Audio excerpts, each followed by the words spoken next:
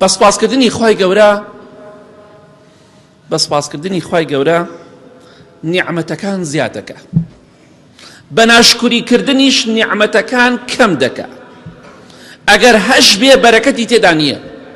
خوای گەورە دەفەرمێت لئین شەکەرتم لەئەزیدەنەکم وەلئین کەفەرتم ئین عەذابی لەشەدید. ئەمە ئاەتی قورئانە.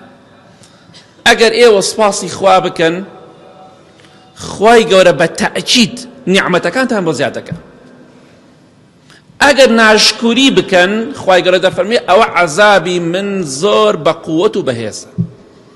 ئەمڕۆ خەڵکی ناشکری دەکا، بۆیە خەفەت مەخۆ، مەڵێ بۆ دڵم خۆش نییە. بیر لەوە مەکەرەوە بۆچی دڵخۆشنی، چونکە قەنەعەتت نییە و ناشکری دەکەی. بۆچی خەمباری لەبەرەوەی ناشکری دەکەی؟ بۆچی ژیانت پڕە لە خەم و خەفەت و کێشە و مشکیلات؟ چونکە ناشکری دەکەی.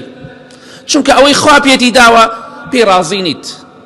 پێغەمبەری خوا صلی الله علیه وسلم حتا وەفاتی کرد، 3 ڕۆژ لەسەر یەک تێر نان گەرمی نەخوارد، نانی گەنم 3 ڕۆژ لەسەر یەک، ناشکریشی نەکرد، بەڵکو بەردەوام سەجدەی بۆ خوا ئابرد.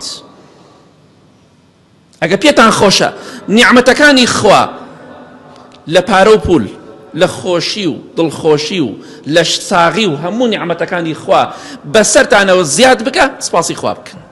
ئەوەشی زوڵمی لێتان کرد 250تان بخوا، خوا لە دنیا و قیامەت زەلیلی ئەکا و دڵنیا بە ڕۆژێکیش دێوەری ئەگریتەوە. چونکە پێغەمبەری خوا فەرمووی صلی الله علیه وسلم لە حەدیثی صحیح تەرغیبە، لە ڕۆژی قیامەتە حەقی مێرولەیەک بەسەر مێرولەیەکەوە نامێنێ.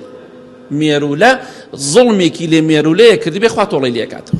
بۆیە بێخەم بە زاڵم لە دنیا و قیامەت زەلیلە، بەڵام گرنگەوەی تۆش زاڵم نەبی و ناشکری نەکەی.